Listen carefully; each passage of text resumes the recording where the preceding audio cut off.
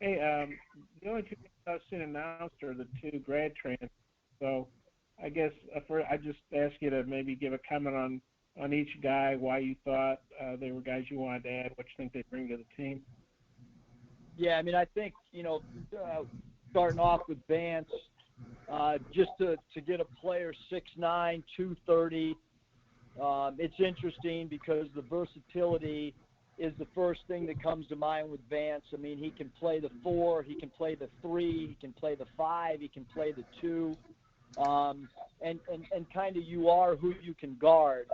And he has the ability offensively and defensively to really play 4 positions on the floor. You're talking about a player who's made 157 three balls in his college career.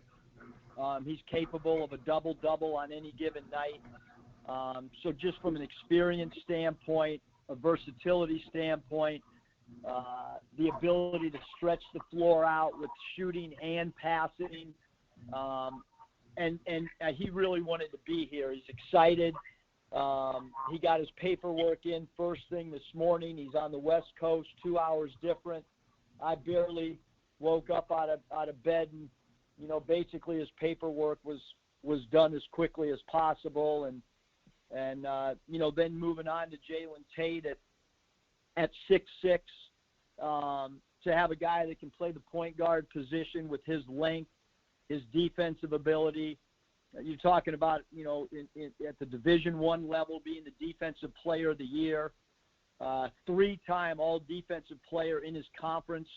Every year he's played college basketball, he's been on the All-Defensive team. Somebody that we felt losing Jimmy Witt's ability to guard the best player on the other team, whether it's a 1, 2, or 3, Jalen now allows us to do that. He's a very good rebounder for his position. So I think he also gives us great flexibility, just as Jimmy Witt did, and just like Caleb and Cody Martin did for us at Nevada. And then obviously, Devontae Davis is a guy that can play both guard spots and has great length, and a guy that's been committed and excited all the way back from November, and somebody that's got great pride in being a Razorback player. So, both the new guys, Vance and Jalen, I mean, they've been asking for their paperwork for several days and had to wait until, this morning to get it. They were excited to sign. They want to be here. They've handled everything with great professionalism, incredible maturity. They've shown leadership throughout the process on how they deal with us. They pick up the phone every time we call them. Both guys return every text message. We've had in-depth conversations about not only basketball but life as well. They've asked a ton of questions about things like they should, and we're excited about all 3 of these guys. Hey, with Vance looking up your last year at Nevada, I think you guys were 14-0, ranked 6th going into Albuquerque, and he had, I wrote down here, 18 points, 10 boards, 7 assists, 3 steals. Pretty good game. What kind of impression did that make on you, and how much did that make you want to add him to your team now? Yeah, I mean, off that particular team, Bob, obviously we were rolling, being undefeated in the top, 10 in the country. We felt like his versatility was the only player in our conference at the time that could match our guys' versatility, because, we had 4 guys that could kind of play 4 positions, and Vance kind of, negated that. He's been known to step up in big games. Obviously, New Mexico's biggest game that year was when we went in there. They had their biggest crowd of the year. He stepped up against a ranked team and dominated a game. And it's interesting because when he verbally committed, I would say 7 to 8 of the guys off the Nevada team, had texted me that particular day, because our guys had tremendous respect for him, and then just what he's done in the Mountain West tournament in Las Vegas. He's even got a nickname for how he's performed in Vegas, in conference tournament settings. What's the nickname? I think it's Vegas Vance, but I guess somebody'd have to look it up. Okay, I'll look that up. Well, I've got 27 more questions, but I'll defer and let it go back to Al. No one believes that it's only 27, Bob. Well, I don't either. Nate, do you have any questions? Yeah, Eric, I guess just with adding Vance and then with who you may else add and having Connor, just with the size, how differently do you think you'll be playing in style next year as compared to how you played this year, so small? Yeah, I mean, I think obviously just, you look at the team makeup and we are going to be bigger, we're going to be stronger, but we still want to play, we still want to play with pace and, I think that, when you look at like Connor and Vance, like up front, we'll probably, even though we're much bigger, we will shoot more threes, at least at the 5 spot with Connor and obviously Vance being more of a traditional 4-man than we played last year. He's going to take a lot of threes at that position as well. And as far as just with kind of multiple point guards, you had talked about maybe playing Isaiah some at point. Is that still in what you plan on doing? Is working him some at point guard as well?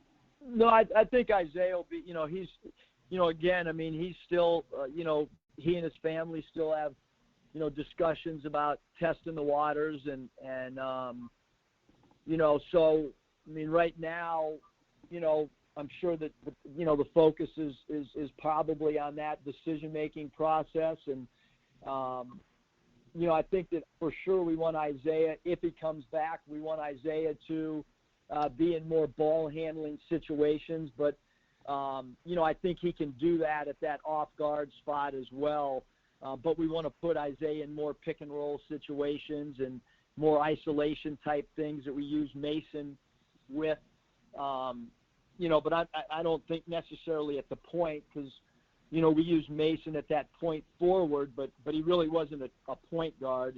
Jimmy was our point guard, and I think that, with Jalen and JD and Devo, I mean, I think we have multiple guys that can do that for us right now.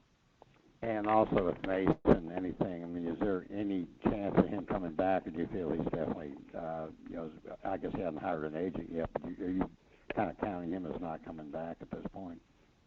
Yeah, I mean, we're proceeding as if, I mean, it's from all indications, it sounds like, that's the challenge that he's looking towards, but, I think it's we kind of supply the feedback that we've gotten from NBA teams to Mason and his family, and then it's up to them. And we've done all the research that we can do up to this point.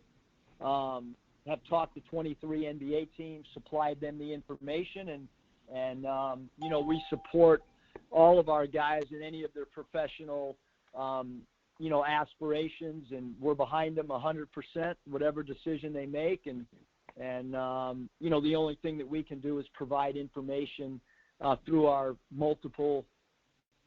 many contacts that we have. I appreciate it. I think that's all I got.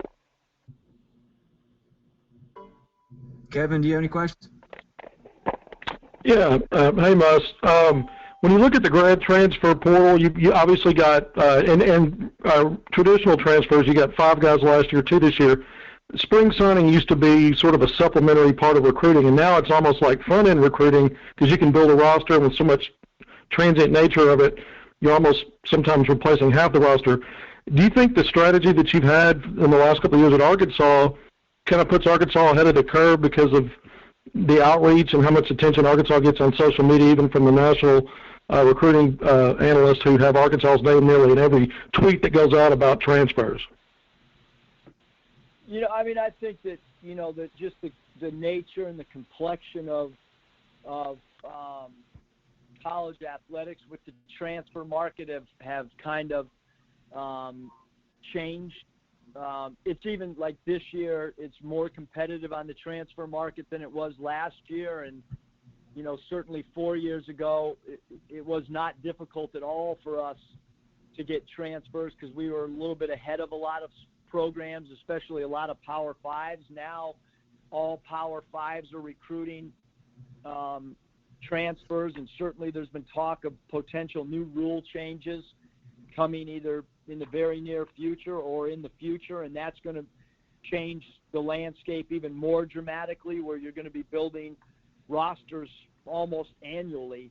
And so, that's just kind of, it's not just basketball. It's going to happen in all sports. And so I think that having a pulse on that is extremely important, because it's just as important as any other way that you would recruit or try to get talent, to your roster. Thank you.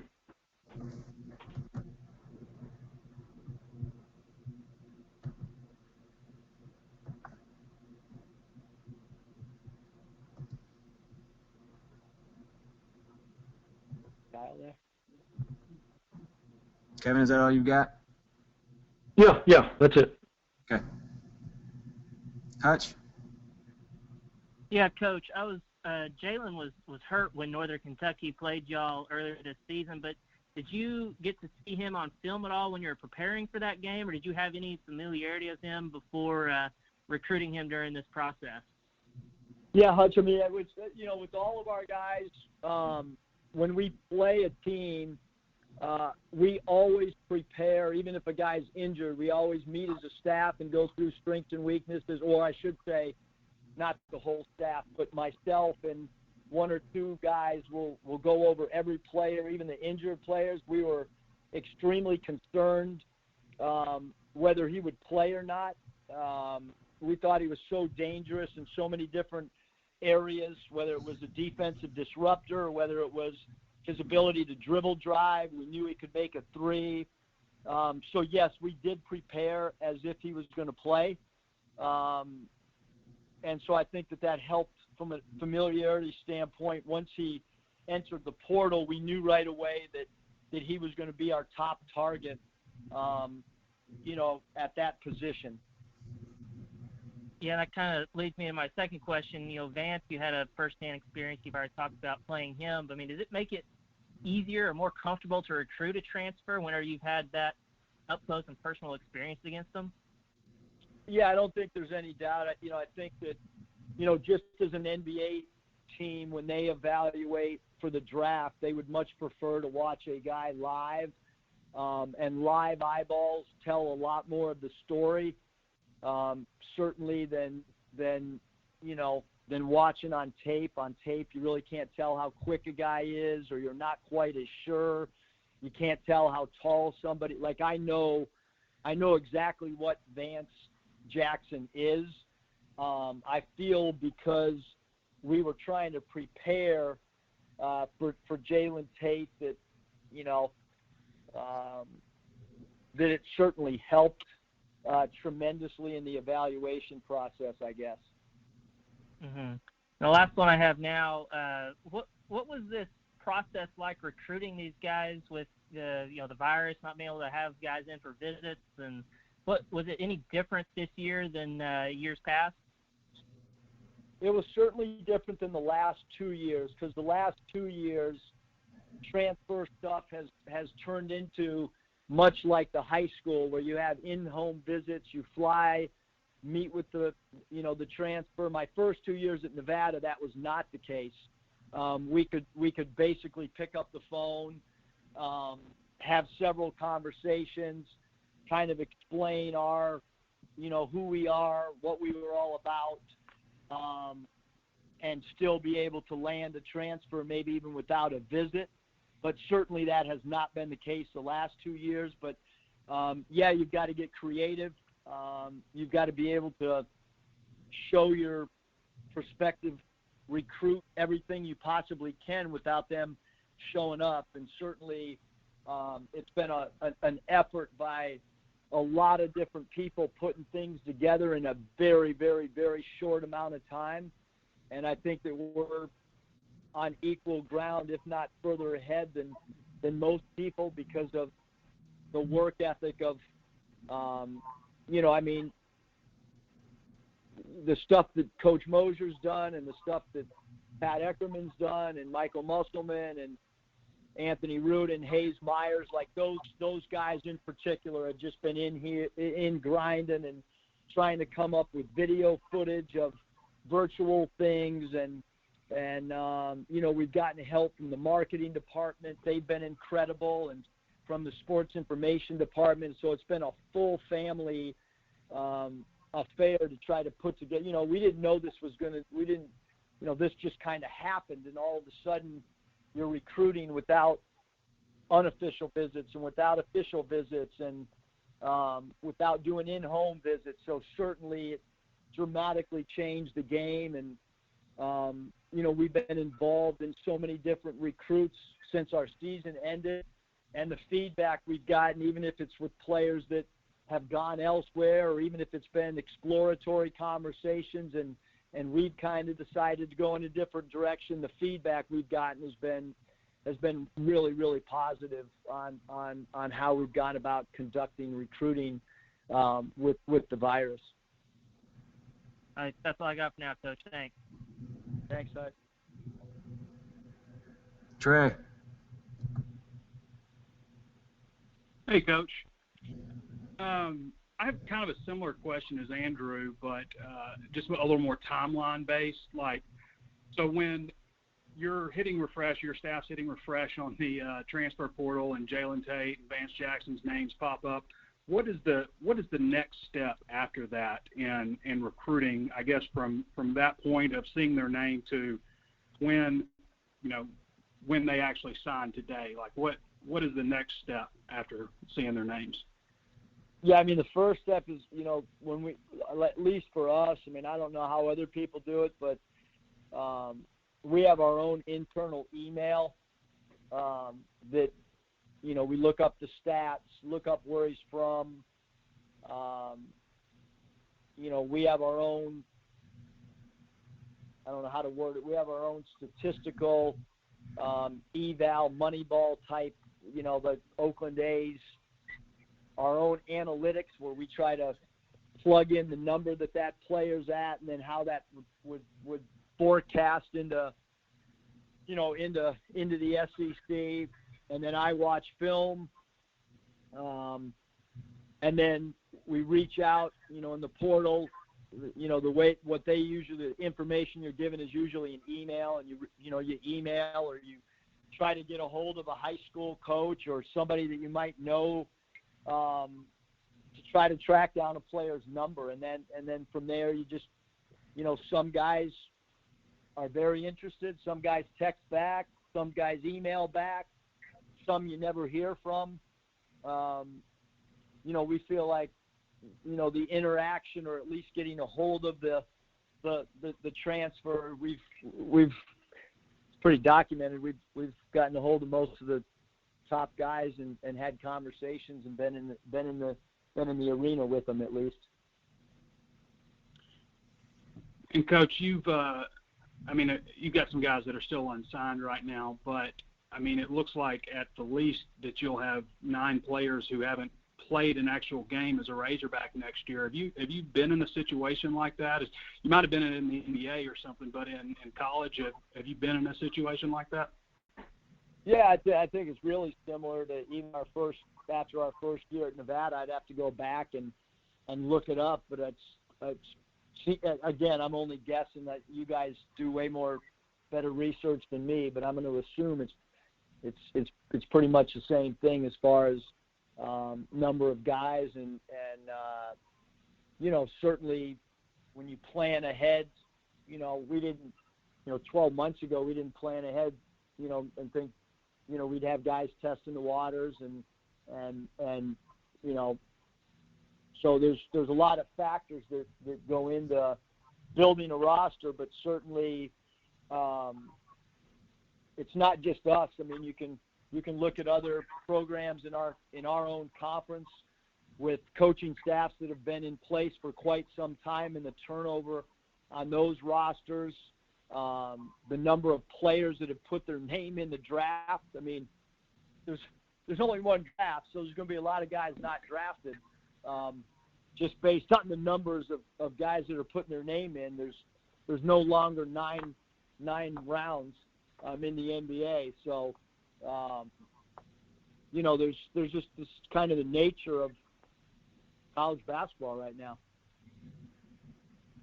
And last question for now, just on Isaiah and Mason, as far as testing NBA waters, I guess, and just from your vantage point from being, on the different levels in the NBA, how difficult is it going to be on those guys? Because it looks like, I don't know if you pay attention to mock drafts, but it looks like on mock drafts they need to move up a little bit. And obviously, everybody's trying to move up. But how difficult is it for them if they can't have those personal workouts or things like that?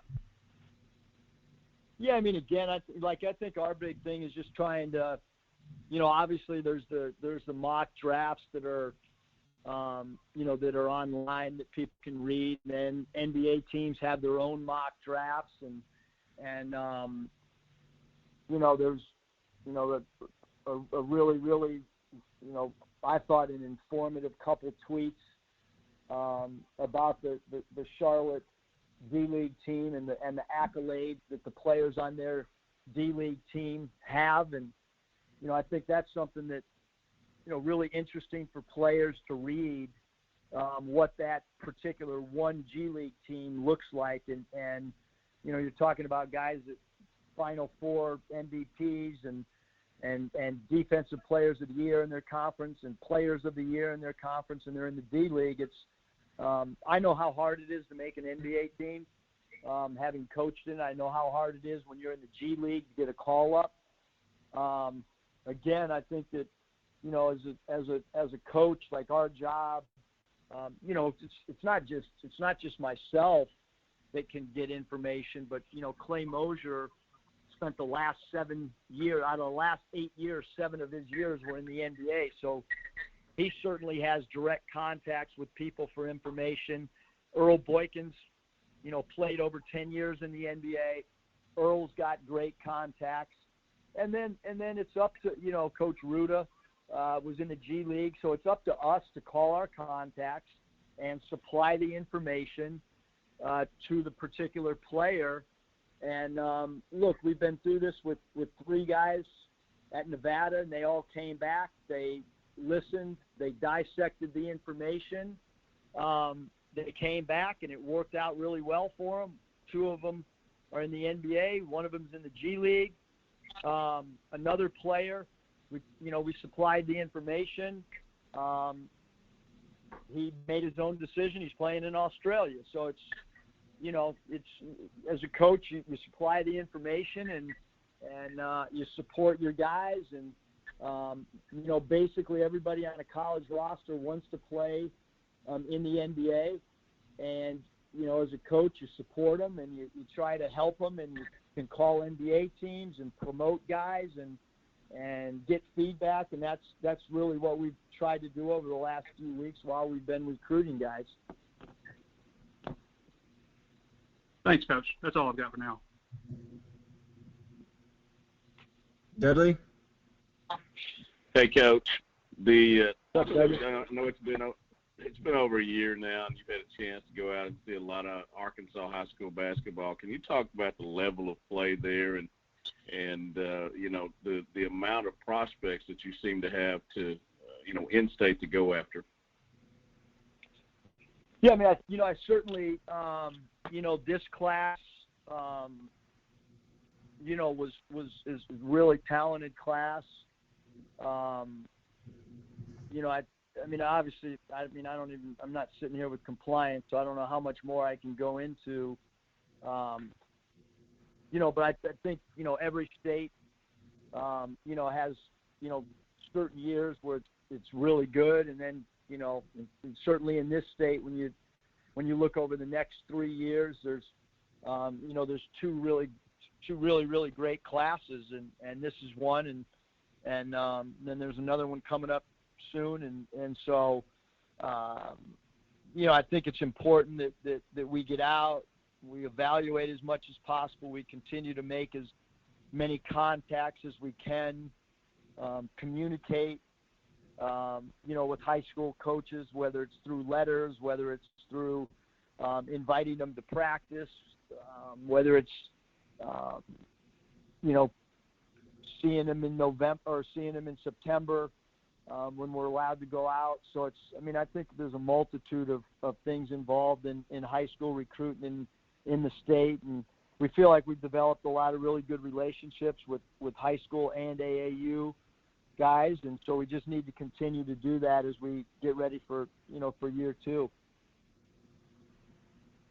Also, just a general question about prep school. When kids leave high school and go to prep school and are playing against Division I players, not only in practice but in the games as well, how do you think that develops their game?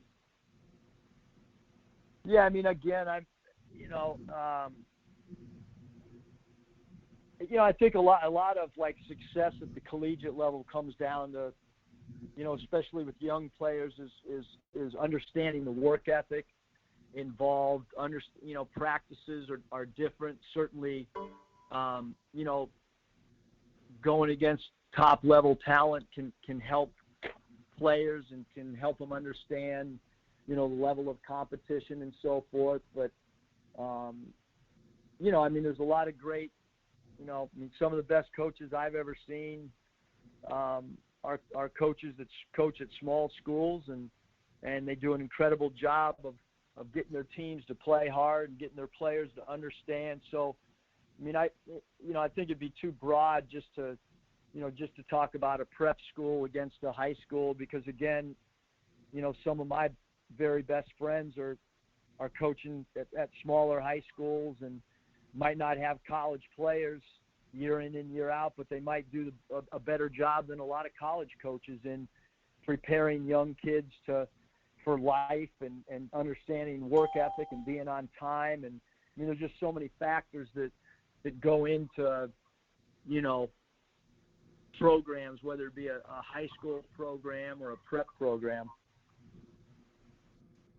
Appreciate it, and by the way, I won't be putting on that Padres cap anytime soon. What's that? I said I won't be putting on that Padres cap anytime soon. I got one for you. I got a visor for you. Scotty? Yeah, I wanted to go back to Devance for just a minute. I'm curious how that process with him went, because he was thinking the portal for like 2 days. He jumped on board with you guys pretty quick. What was that time period like? Yeah, Scotty, I think it's unique because, he's one of the very few players that when he transferred from UConn, we recruited him really hard at Nevada. Obviously, he was a Los Angeles, player who went to UConn. Nevada and California are close. We felt like that would, we had recruited a lot of guys out of LA. So we recruited him hard. And then obviously, for Vance, he went in conference. He didn't come to Nevada, but he went to a school in our conference. And so we played him twice a year. I think that he, saw the success of the team and the success of some individual players. If we had not recruited him, at Nevada, or if we had not had a personal relationship, the process probably would have taken a lot longer. We probably, I don't know if we would have gotten a player 6'9" with his versatility. But he knew guys from the Nevada team that he could reach out directly to. I didn't even know the first day went in the portal. I didn't even know he was talking to some of our Nevada players until after the fact, and he verbally committed. And then some of the guys from Nevada started telling me that that they had talked to him. And so I think just playing in league, he could gather a lot more intel than just what we were saying to him. And I think when a player talks to another player, it probably carries a lot more weight than even a coach talking, because, players, they give each other true, real feedback on stuff. And so, and I think Vance knew that he wanted to come to a program that played a certain style as well. I appreciate it.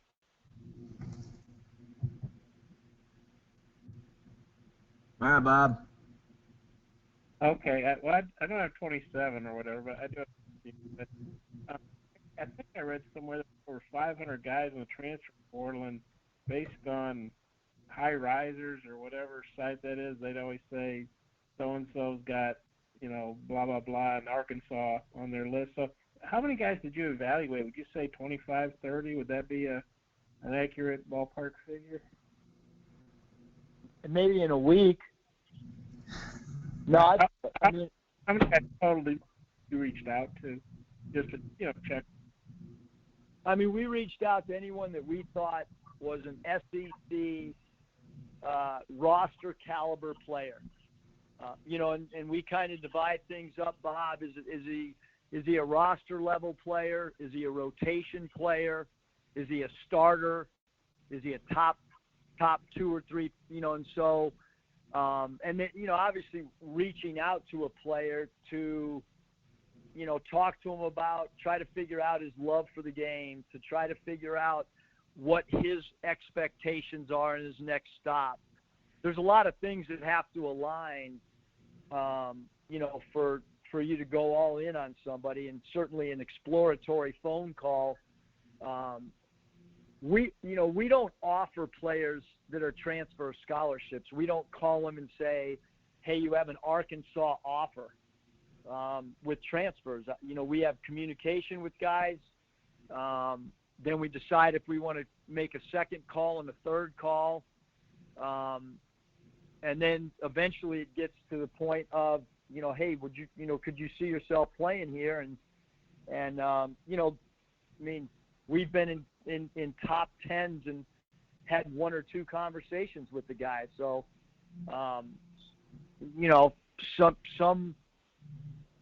some more realistic than others, and we don't put those lists out. Obviously the players do. So, but certainly it's our job to explore every high school, every guy that's playing on the AAU circuit. It's our job to evaluate them. It's our job to try to talk to as many as we can and try to see which guys fit.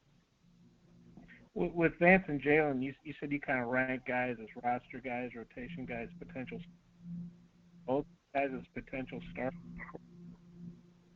I mean, I'd probably rather not go into that now, but yeah, we certainly feel like both those guys have been starters their whole career.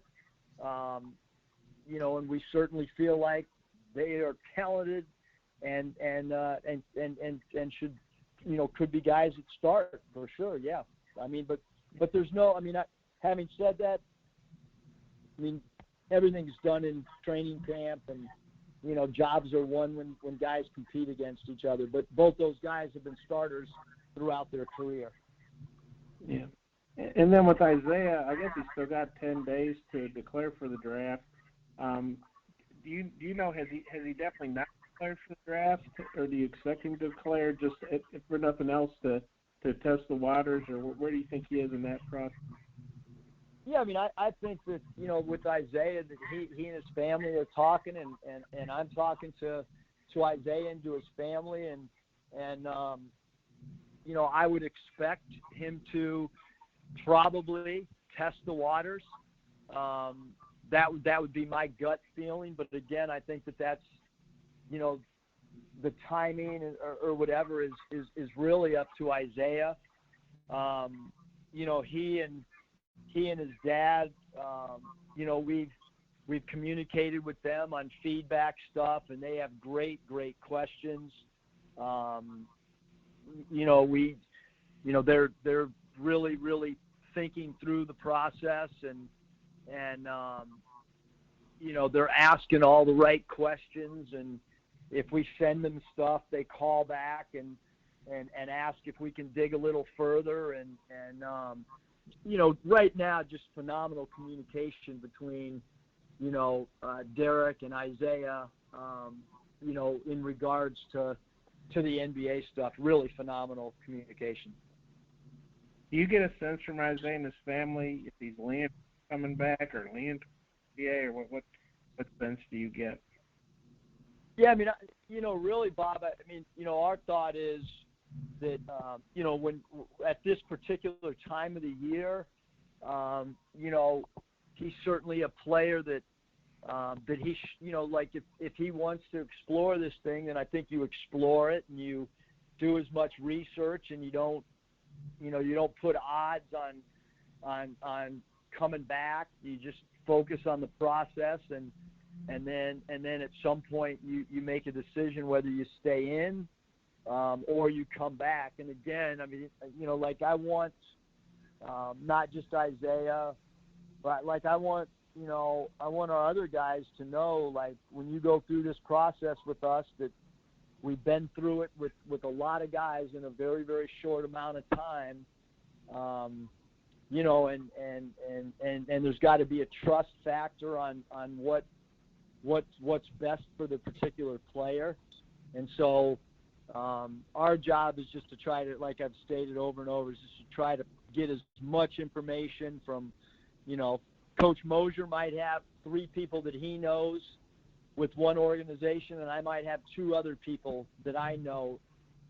Coach Ruda might know their G League guy. So we're just trying to gather as much info as we can, and not just get the feedback from the NBA undergraduate committee that they have, resources here that I think make us a lot different from some other places because of contacts and stuff. And then with this kind of off topic, I guess, with the Bulls document coming out here Sunday, I got to figure out, you were coaching the NBA the first year that Jordan and the Bulls won their title, and then the last year. I was just wondering, what do you remember about coaching against those teams and what that was like? Yeah, I mean, just great length in the backcourt. The size of guys like, it wasn't just MJ, but Harper and then their up front guys, even that people don't really talk about, whether it was Sellers or Rodman, and just Tony Kukoc. They were just so long. They executed the triangle offense so well, and you took away a first or second option, and the triangle offense had 4 and 5 and 6 options, rather than a lot of NBA sets that maybe break down after 2 options.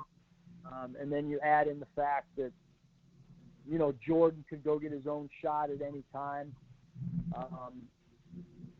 And then I think anybody that ever went into Chicago and played as a road team, just the pregame introductions, it's not often that there could be an intimidation factor at the NBA level in introductions, but that is the one building that when Jordan's name was called and the music was playing and their PA announcer had such a distinct voice that everybody in the basketball world recognized.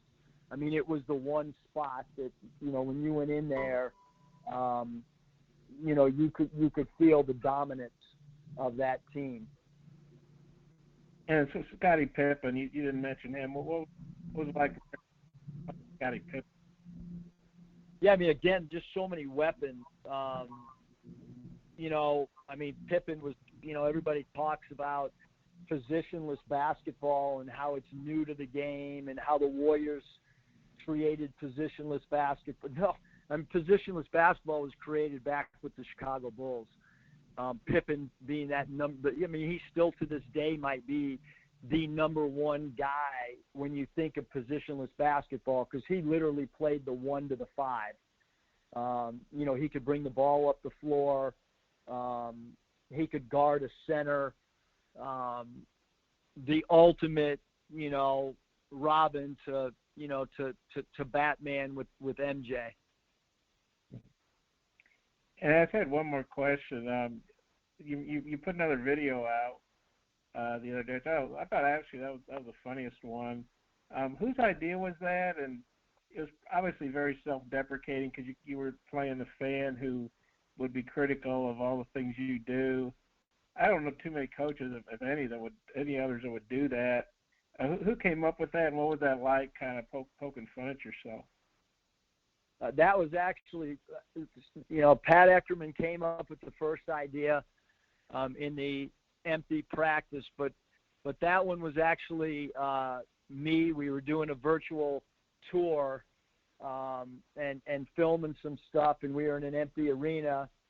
And originally my idea was to sit on a couch and watch a game as a fan in my home while on my TV screen we had a Arkansas game going. And then I just said, hey, film this real quick, and did it in the one take, and everybody liked it better than the idea of doing it in my living room on a couch. So I'll take credit for that idea, actually, Bob. Most of them were somebody else, but that one was on me. And have you actually heard fans? I mean, I'm sure you're into the game, so maybe you don't even pay attention to what fans might yell. But have you heard fans yell stuff like that, like substitute or call timeout or that stuff you did in the video? Have you actually heard people say that? Me personally, I don't hear anything, but my wife actually likes to sit in the stands rather than sit in the suite. She likes to feel the pulse of the game and feel the pulse of the fans and feel the emotion. And then obviously, my two sons, one on the bench and one that sits in the stands, and my daughter's a parrot sometimes and will repeat what she hears. And Danielle's pretty critical. Like, she'll tell me, like, hey, even the guy next to me asked why you didn't call a timeout. So I know all that stuff is real. I know it's being said. I don't hear it. But yeah, I just wanted to have fun and just say, hey, yeah, I know this is out there. And then obviously some of the other comments about if we win the jump ball, we're going to win the game. Obviously that's just poking fun at, somebody that really doesn't understand what goes into the game as well. Did you ever, like in high school, or did you ever do acting or? I've never really done acting, but I guess with these videos, maybe that's my next career. Maybe you can be up for the Twitter Emmys or something.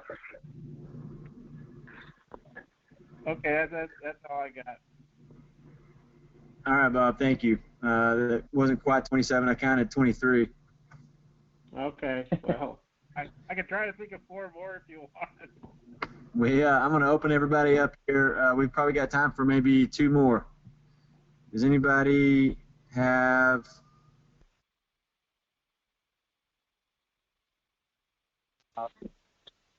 Eric, as far as just with having more, looks like, greater numbers, particularly if my saying Isaiah does come back, do you play more people with that setup? And you talked about really relying just on, 7, 8 guys tops. Would that change how you play? Yeah, I mean, obviously, I think that every coach should adapt to the roster they have. I think every year your team takes on a new identity. When I coached in the G League, we played 10 guys on basically every night. We went 10 guys. I did it all the way back in the old CBA. I did it in the USBL because we felt like all 10 of those guys were all pretty equal in talent. So I think once we get into training camp, I think players earn their minutes. Coaches don't give out minutes.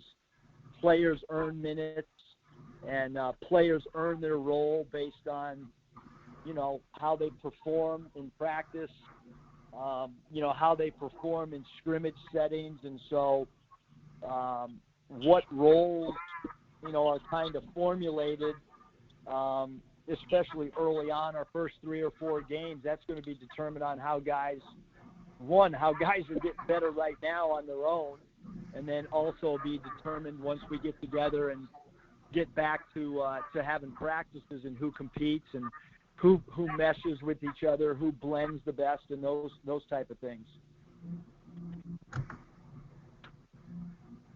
All right. One last for Coach Musselman. I've got one, Kyle. Hey, Kyle, can you hear me okay? Yep.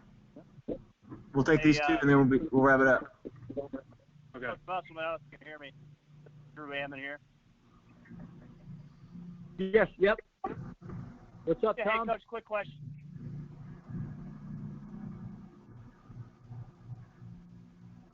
Go ahead, Drew. Can you hear me, Coach?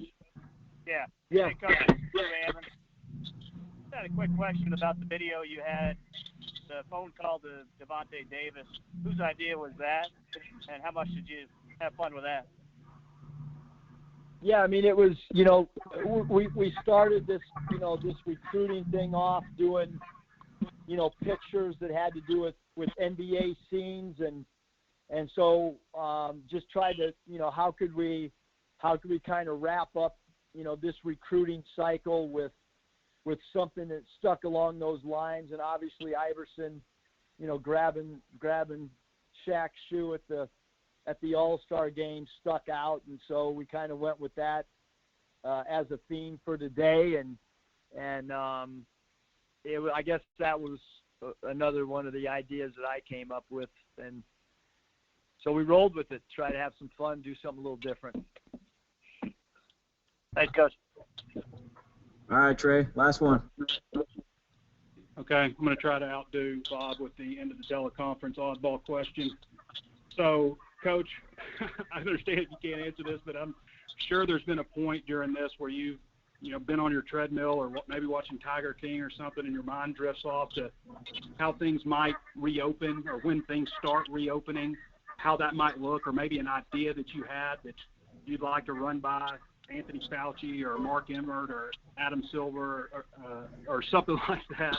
Have any ideas like how this might look? I know you're not a medical expert or anything, but anything that you have like popped in your head about how things might look as they reopen? No, I mean, I just, I'm hopeful that, when things, reopen or we get back to normal, that we're back to normal, as much normal as we can have. I'm definitely not a medical person, and obviously every decision that's made, whether it's by the NCAA, whether it's by a conference, whether it's by, government, whatever it is, I mean, everybody's kind of in it together, and hopefully, the decisions are, they're going to be made for the best interest of the student athlete's health. I'm at least hopeful that,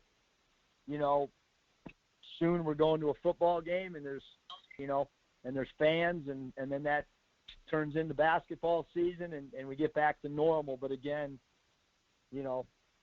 I have no idea any of the medical stuff. That's just what I'm hoping for, is to very soon be watching Coach Pittman on the football field and be sitting in the stands and calling the Hogs. That's what I hope. And have you watched Tiger King?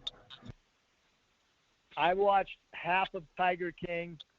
My wife watched it all.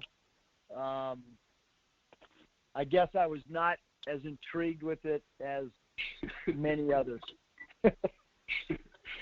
Thanks, Coach. I'd rather watch the 1980 Lakers than Tiger King.